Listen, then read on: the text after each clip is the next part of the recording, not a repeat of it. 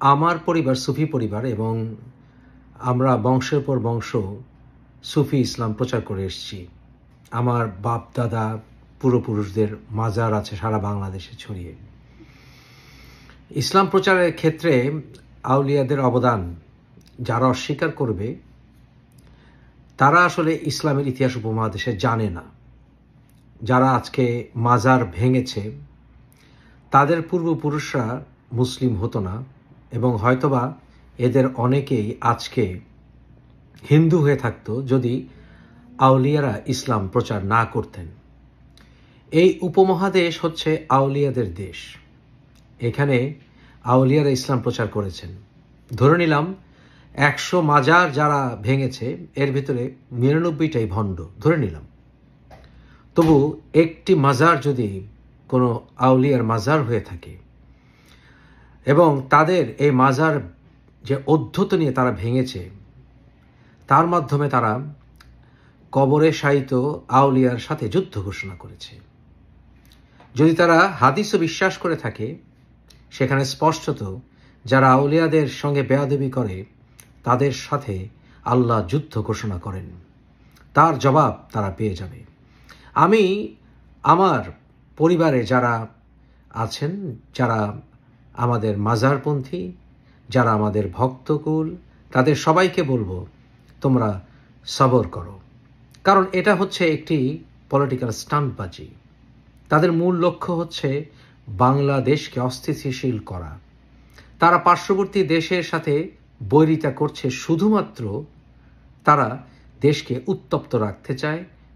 ঘরের ভেতরে তারা যে বৈষম্যমূলক আচরণ আসলেই করছে এবং তারা যে একটি দুরভিসন্ধি করে বাংলাদেশকে অস্থিতিশীল করে তারা ক্ষমতায় দীর্ঘায়িত করতে চায় তাদের থাকা, সেই লক্ষ্যে তারা কাজ করছে। ভারত আমাদের সাথে অনেক বৈরিতা করে, কিন্তু তাদের লক্ষ্য, বর্তমান এই সমন্বয়কারীদের লক্ষ্য অন্যদিকে। তারা সাথে নিয়েছে মৌলবাদীদেরকে, যারা কখনোই প্রকৃত ইসলাম জানে না। আমি প্রশ্ন করব জামাতের শফিকুর রহমান সাহেবকে। শফিকুর রহমান সাহেব, আপনি কেন মামুনুল হকের সাথে বসেন না? বাদ দেন, আপনারা কোনোদিন মাজার নিয়ে কথা বলবেন না। কারণ কি জানেন? মাজারে শায়িত যে আউলিয়া, ওনার যে মৃত নন তা আপনারা মানবেন না। আপনারা বিভিন্ন সময় শায়েখ পূজায় ন্যস্ত। আপনাদের শায়েখ হচ্ছে মাওলানা মওদুদি। মামুনুল হক বলেছেন আপনাদের আকীদায় সমস্যা আছে, বসবেন তার সাথে টেবিলে? বসবেন না। আর মামুনুল হককে বলছি, আপনারা কখনো বাংলাদেশের মানুষকে বোঝাতে পারবেন যুক্তি দিয়ে যে মাজার কেন তারা গড়বে না, মাজারে কেন তারা গান গাইবে না, মাজারে কেন তারা যাবে না? এই বিতর্কে আপনি কি কখনো সাহসী হয়ে আমার মতো মানুষের সাথে বসতে পারবেন? বসবেন না। আসলে চরমোনাই, শফিকুর রহমান, মামুনুল হক, যাই বলুন না কেন, যার কথাই বলুন না কেন, তারা 5 মিনিট আলোচনায় বসবে না একসাথে। বাংলাদেশের মানুষকে তারা পথ দেখাবে না প্রকৃত ইসলামের। কারণ কি জানেন? তারা নিজেদের ভেতরে প্রচুর ফ্যাসাদে লিপ্ত। তারা একজন আরেকজনকে কাফের ফতোয়া দিয়ে মগ্ন। তারা জানে না তারা আউলিয়াদের সাথে যুদ্ধ ঘোষণা করেছে। তাদের পতন অবিসম্ভাবী, আমাদের কিছুই করতে হবে না। আমাদের এক গালে এখন থাপ্পড় দিলে আরেক গাল আমরা পেতে দেব। আমার ভক্ত মুরিদদেরকে বলছি, সারা বাংলাদেশে আমার যারা বংশের ভক্ত আছে সবাইকে বলছি, যারা আউলিয়াপন্থী আছে, মাজারপন্থী আছে, তাদেরকে বলছি আপনারা ধৈর্য ধারণ করুন। আউলিয়ারা এদের বিরুদ্ধে যুদ্ধ ঘোষণা করেছে, আমাদের কিছুই করতে হবে না। আমাদের সামান্যতম উত্তেজিত হতে হবে না। কারণ কি? কারণ আমাদের পাশে সকল মানুষ থাকবে।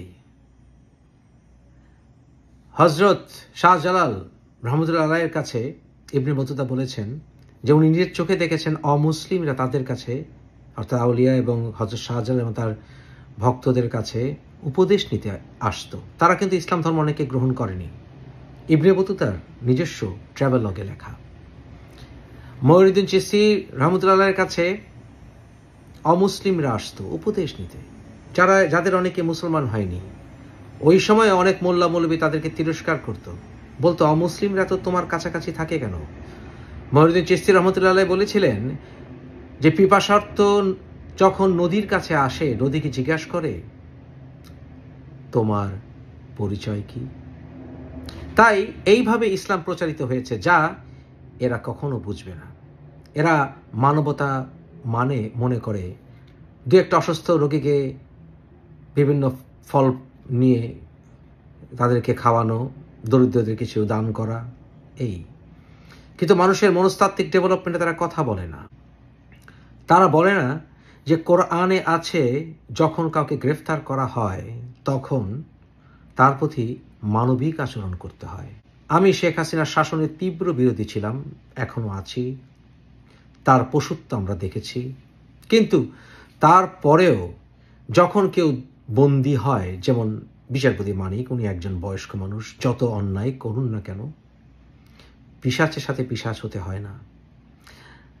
দীপমণি একজন নারী, তাকে গালে থাপ্পড় দেয়া যায় না পাবলিকলি, নো, কোনো মতেই না। হাসানুল ইনু যত পাপই করুন না কেন উনি কিন্তু মুক্তিযোদ্ধা ছিলেন, উনি স্বাধীনতার পক্ষ শক্তি ছিলেন। উনি এরপরে পদস্খলন হয়েছে, ওনার লোভে পড়ে গেছেন, কিন্তু তাকে আমরা লাথি মারতে পারি না। কিন্তু যখন উনি বন্দী হয়েছেন তার তো আর স্বাধীনতা নেই। আদালত প্রাঙ্গণে উনি নির্ভীকভাবে সুবিচার চাইতে আসবেন। A man is innocent until proven guilty. উনি তো বন্দী হয়ে গেছেন। ইসলামিক আইনে, কোরআন অনুসারে তাকে সামান্যতম অত্যাচার নিপীড়ন করা যাবে না। সাহসী হতে হবে এই কথাটি বলতে হলে। কোথায়? শফিকুর রহমান বলেননি, মামুনুল হক বলেননি, কোন ইসলামিক আলেম উলেমা বলেননি। কারণ তারা তো ব্যস্ত আছেন কিভাবে স্বৈরাচারী সরকার যদি ক্ষমতায় আসে তার পা ধরে কিছুটা ফায়দা নেওয়া যায়, দলকে শক্তিশালী করা যায়। তাদের কাছে রাজনীতি বড়, কারণ তারা অসাধারণ, তারা জনসাধারণ নন। তারা প্রকৃতি ইসলাম যে সাধারণ মানুষের ভালোবাসায় তা তারা বোঝেন না। তাই তারা আউলিয়াদেরকে অপমান করলে চুপ করে থাকেন, অলির মাজার ভেঙে ফেললে চুপ করে থাকেন। কয়টি মাজার ভাঙবে? মাজার ভাঙবে, আমরা হৃদয় দিয়ে আবার শূন্য থেকে, জিরো গ্রাউন্ড থেকে মাজার করব। তোমাদের কি হলো যে তোমাদের কাছে অমুসলিমরা উপদেশের জন্য আসে না? তোমরা শুধু খুঁজো মুসলমান বানাবে তাকে কিভাবে। মনুষ্যত্বই হারিয়ে ফেলেছ। তোমাদের কাছে মানুষ আসে না, বড় বড় ব্যানার লাগালেও। তোমরা মাইক লাগাও, বড় জোরে চিৎকার করো, ওয়াজ করো, ফাটিয়ে ফেলো, বিভিন্ন ভয় ভীতি দেখাও মানুষকে কাছে টানার জন্য। আর তোমরা বলো আউলিয়ারা মৃত, কিন্তু মৃত আউলিয়ার শক্তি দেখেছ কিভাবে মানুষ টেনে টেনে নিয়ে যায় তারা তাদের কাছে। তোমরা বলো মাজারে ব্যবসা হয়। তোমরা তো মানুষের দেশই খেয়ে ফেলেছ, তোমরা তো মানুষের মগজ খেয়েছ। তোমরা তো তোমাদের বিভিন্ন রাজনৈতিক স্টান্টবাজিতে তোমাদের দলের নামে ব্যাংক করো, বলো এটা ইসলামী সুদমুক্ত ব্যাংক। তোমরা বলো এটা হালাল সাবান, তোমরা বলো এটা হালাল, এটা হালাল, ওইটা বেহাল, ওইটা হারাম। আউলিয়ারা বলেন কাছে আসো, আগে ভালোবাসতে শেখাই। তোমাদের সাথে আমাদের এটাই পার্থক্য, আমাদের কিছুই করতে হবে না। তোমরা আউলিয়াদের সাথে যুদ্ধ ঘোষণা করেছ। আউলিয়াদের সাথে যুদ্ধ ঘোষণা মানে আউলিয়াদেরও কিছু করতে হবে না। তোমরা সৃষ্টিকর্তার সাথে যুদ্ধ ঘোষণা করেছ। তোমাদের পতন, তোমাদের ধ্বংস অনিবার্য, অনিবার্য। যত করবে ঘৃণা, যত দেবে গালি, যত করবে অপমান, তত জয়ী হবে আমাদের মতো মানুষ। যারা মাজার ভেঙেছে একই যুক্তিতে, তারা পারলে রাসূলুল্লাহর রওজা পর্যন্ত ভাঙে, একই যুক্তিতে, একই হাদিসের ভিত্তিতে। কারণ তাদের কাছে অন্য কোনো যুক্তি তো নেই তা রেখে দেয়ার। তারা জানে না ইমাম বুখারীর কবর এখনো উঁচু হয়ে দাঁড়িয়ে আছে। তারা শাহজাহানের সেই তাজমহল বানাতে চায়, কারণ তারা বাদশাহ হতে চায়। কিন্তু শাহজাহানের তাজমহলে ঢুকলেই যে শাহজাহানের কবর পড়ে আছে অবহেলায়, তারা জানে না। তারা জানে না অনতি দূরে নিজামুদ্দিন আউলিয়ার মাজারে মানুষ ঠেলে ফেরানো যায় না। তারা করে তাজমহলের রাজনীতি। তাজমহলে ফাটল ধরবেই সময়ে, আউলিয়াদের ভক্ত বাড়বেই দিনে দিনে।